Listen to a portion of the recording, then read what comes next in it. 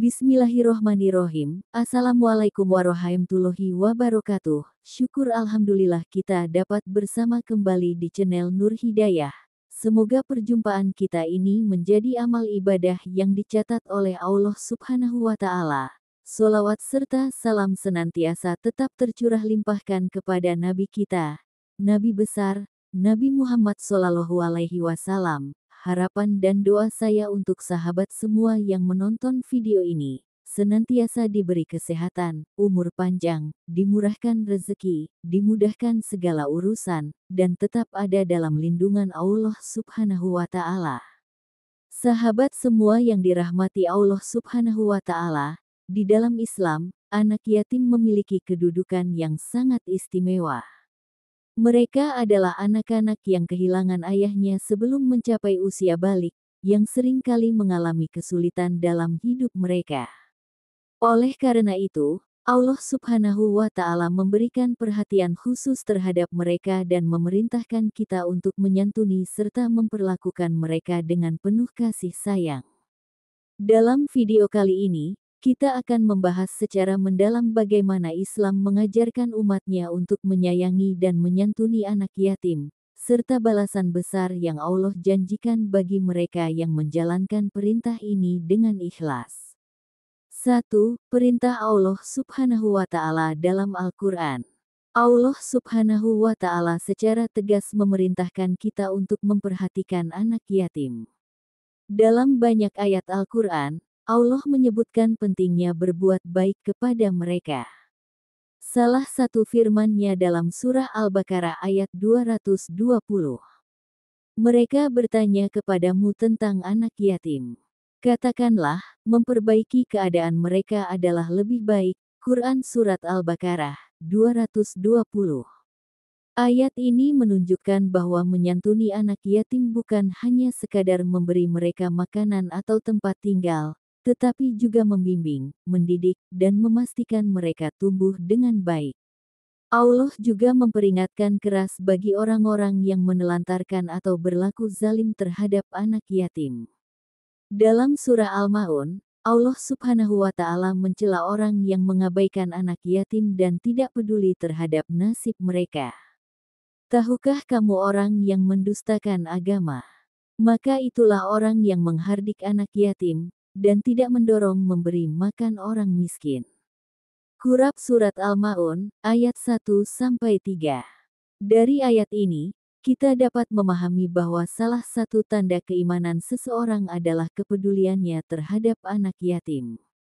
Sebaliknya, mengabaikan mereka menunjukkan hati yang keras dan jauh dari ajaran Islam.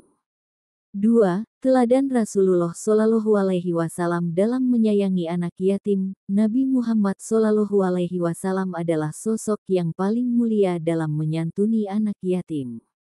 Beliau sendiri pernah mengalami masa kecil sebagai anak yatim setelah ayahnya, Abdullah, meninggal dunia sebelum beliau lahir.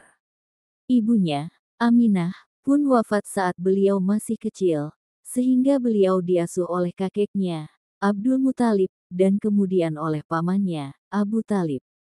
Karena pengalaman ini, Rasulullah Shallallahu Alaihi Wasallam sangat memahami perasaan dan penderitaan anak yatim. Beliau selalu menaruh perhatian besar kepada mereka dan mendorong umat Islam untuk berbuat baik kepada anak-anak yatim.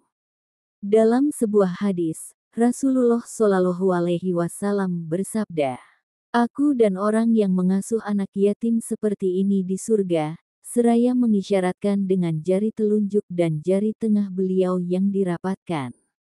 H.R. Bukhari. Hadis ini menunjukkan bahwa orang yang menyayangi dan mengasuh anak yatim akan mendapatkan tempat istimewa di surga bersama Rasulullah Shallallahu Alaihi Wasallam. Betapa besarnya keutamaan menyantuni anak yatim dalam Islam.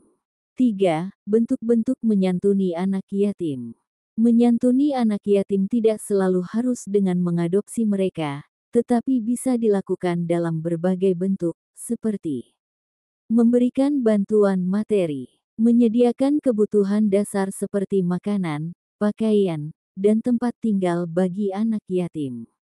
membantu biaya pendidikan mereka agar mereka bisa mendapatkan masa depan yang lebih baik, memberikan kasih sayang dan perhatian, menghibur mereka agar tidak merasa kesepian dan terabaikan, mengajak mereka dalam lingkungan keluarga yang penuh kasih sayang, membantu pendidikan dan pengembangan diri, menyediakan bimbingan dan pendidikan agar mereka tumbuh dengan akhlak yang baik, membantu mereka mendapatkan keterampilan yang berguna untuk masa depan, menyumbang ke lembaga sosial atau panti asuhan.